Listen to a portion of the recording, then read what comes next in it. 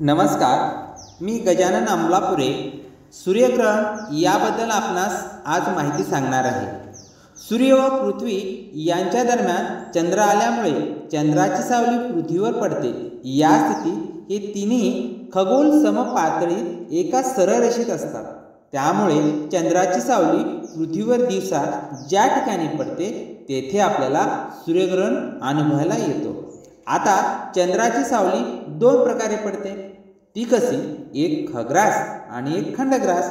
आता पृथ्वीवरून ज्या भागात दाट सावली असते तेथे सूर्य पूर्णपणे झाकलेला दिसतो। ही स्थिती म्हणजे खग्रास सूर्यग्रहण होय। त्याच वेळेस विरळ छायेतील भागातून सूर्यबिंबाचा काही भाग दिसतो तेव्हा सूर्यबिंब अंशतः ग्रासलेले दिसतात। त्या स्थितीलाच खंडग्रास सूर्यग्रहण असे म्हणतात।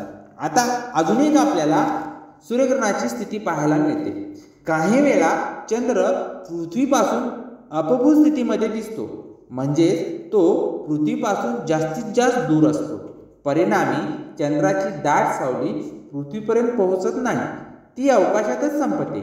अशा वेळी पृथ्वीवरील अगदी थोड्या भागातून सूर्याची फक्त प्रकाशमान कडा एखाद्या वर्तुळाकार प्रमाणे दिसतात। या स्थितीला कंकणाकृती सूर्यग्रहण असे म्हणतात।